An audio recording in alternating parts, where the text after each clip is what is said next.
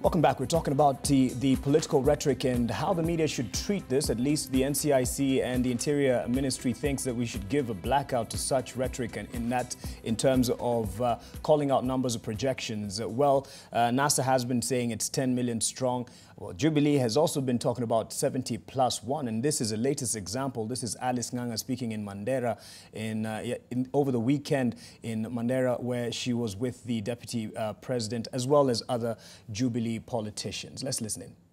Mandera, Jubilee. Garissa, Jubilee. Wajir, Jubilee. Marsabit, Jubilee. Isiolo, Kilifi, Ramu, Western Bungoma, Kisii, Central Mount Kenya yote, Rift Valley yote, 70+. So for Jubilee, it has been 70+1. For NASA, it's 10 million strong. Claudia, when you see this, does it irk you? You know, first of all, as a journalist or even someone who works with Ford Kenya in the communications office? I think the issue of the 10 million and the 70+1, it's two sides of the same arrow, and it depends on which angle you're looking at it. Because this case, it's like a situation where chicken is eating worm and the outcome is the same place. Okay, yeah. that's a bit graphic. Break that down for me. Break that down. You see no problem with it. You see no problem with the rhetoric. No, I see it being aired I see within problem media. with it when NASA comes up with the 10 million slogan, it's a problem, and when Jubilee comes out with the 70+, it's not a problem. So right. I don't understand why. Well, some are saying this is the tyranny of numbers, a new form, a new edition of tyranny of numbers that was used in the last election. Yeah, Mark, I think I agree with my colleague Kulundu and Wira that Kaiseri probably spoke out of ignorance, because as we know, a lot of opinion polls and figures that people, give out here are based on numbers. They're not based on, arbitrary, things that people do. They're actual numbers. Now, he asked where NASA got this figure from. I think NASA only mentioned this figure when IBC released the total voter registered. So if an opinion pollster goes out and says Uhuru is 35% up or 20% up, you can translate that to an actual number. So I don't see why it's a big issue that Kaiseri is having a problem with either party. I don't care who is saying it, whether it's Jubilee or NASA. It is their right. People are crafting ways of winning elections, and you don't win elections by just talking. You have to excite your audiences. Give them a promise, something they can hold on to. Whether it's good or bad, I don't know, because we've seen what goes on in the rest of the world. When the US elections were held, figures came out. I mean, respected newspapers like New York Times had figures on what they thought Donald Trump would get. How was that then incitement to the American people? Yes. I mean, we have to accept that we are not living in the past. I think Kaiseri and I respect it's their views, but they have to understand that Kenyans have moved on. We are now able to digest information that we are given and make good use of it. Right. Now, when he says the media should kill this story, as Wira said, it doesn't border on anything insightful or hate speech. So why should the media kill the story? Media has their internal, guideline policies for different media houses. And, if, say, one of them would want to kill the story, that is an internal policy. But nationally, globally, personally, I don't think there's anything wrong in a political season like where we are right now, for a political party to craft and design campaign strategies for them to win elections.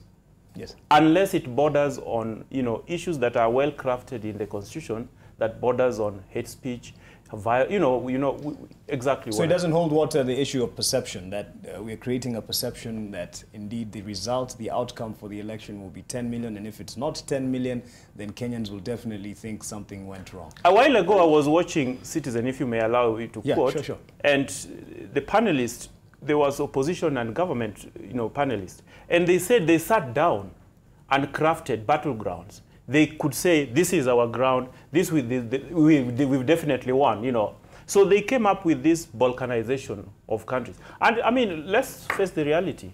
This is Kenya we live in. We know Kikuyus live in Central, Nyanza, I mean, Luos live in Nyanza, and Odinga comes from Nyanza, and definitely people in Nyanza will vote for him. Why would he not count those figures and put them in his pocket and say, these are my figures, let me go battle for, you know, Mombasa and Nyeri where I don't have figures. The issue of strongholds, and yes, I'll exactly. let us weigh in on that, but that perception. I think to us professionally, if politicians left professional work to be done by professionals and they did their politics, we wouldn't see a problem. But sometimes even us as regulators, we get a bit concerned when politicians want to push away that even when now you work, it's seen to be a political thing you are doing. Because to me, largely, the debate currently, IBC did a mass voter registration, and there were numbers that came out of that figure. So, so political parties cannot have missed where they got those figures from, because those are that's public information. So when somebody uses such information, then we obviously, the thing we are saying in our guidelines for elections, for media, which we have talked about largely, is that we should report in a way that prepares our readers and the viewers a way to accept elections, whether they won or lost. That's the bigger thing. Someone might contest, you know, report in a way to prepare people to accept the results. Mark, you asked a question. Yes. That are we not creating a perception that this thing is going to sink into the minds of some people, of people? Yes. So that if that target is not achieved, then it's a recipe for chaos. Now, how is that the problem of the media? It is not. Because even the people we are talking about, the masses we are talking about, we have got laws that they have got a responsibility to follow.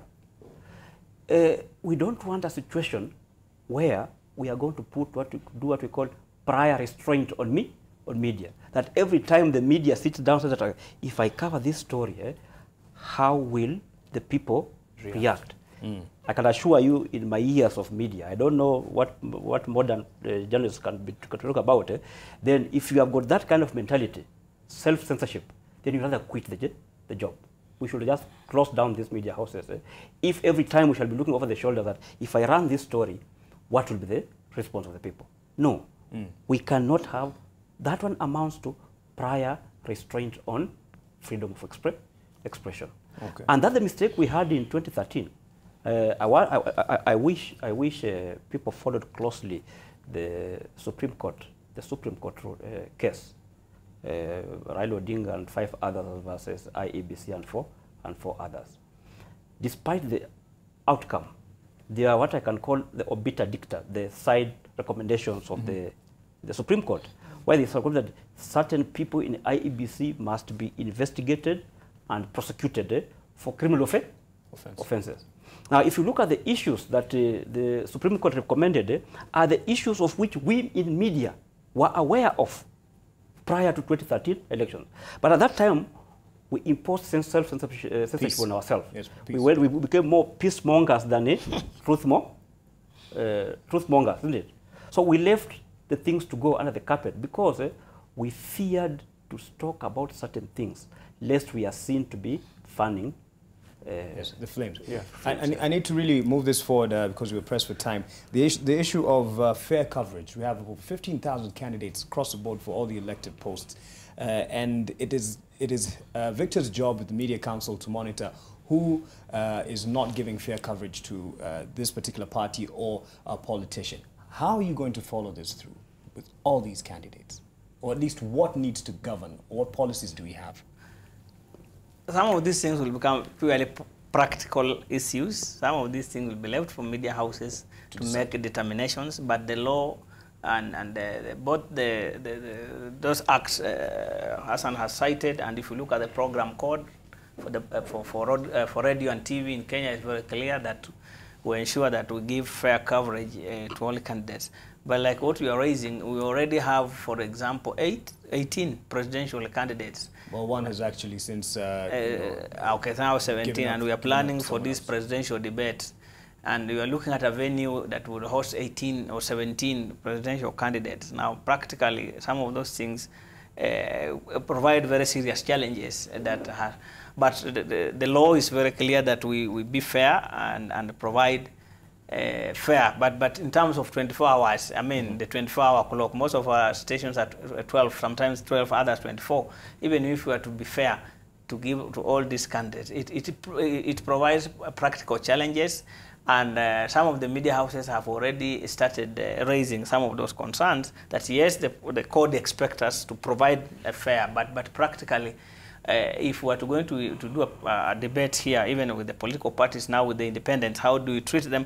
So laws are also not put in air. I mean, we will see how practically some of those requirements are. But even under the program, the TIA, the 3 months period, you must provide those reports to show that you are fair to candidates. But some of these things will be sorted themselves out naturally, because in some areas, for example, it will be very difficult to get candidates from particular areas to participate in some of these programs, especially for stations based outside Nairobi, for example. Right. How many candidates, for example, in a particular region outside those places we are calling strongholds, but the areas where but the principle is, and just like a story, you know, in journalism there are no textbook answers. It's practical, deal with the situation. So long as professionally you are aware that you have done the best to ensure that it's you have given them a fair. You know, like in Tanzania, and Kulunu can tell you what they used to do is that they will give them time. They give government normally the prime time. The opposition is given 2 in the morning. So you have given you the time, yes, but who is listening to you at 2 in the morning? So those are very covert, I mean, ways of now frustrating. Right. But we are encouraging media houses, in addition to the law, to do what is practically possible to ensure that they are fair to almost all the candidates. All right, and I need to give this opportunity to wrap up for the rest of the 3 in the panel. Moses, in your view, practically from BBC as you monitor, how can we try and get some balance in terms of fair coverage? I mean, the truth is, there's always going to be some journalistic biasness, because we all want stories that sell, okay? And some candidates, fairly or unfairly, do get more coverage than the others because of either their position or standing on certain things, or because of their novelness, maybe they're new on the scene.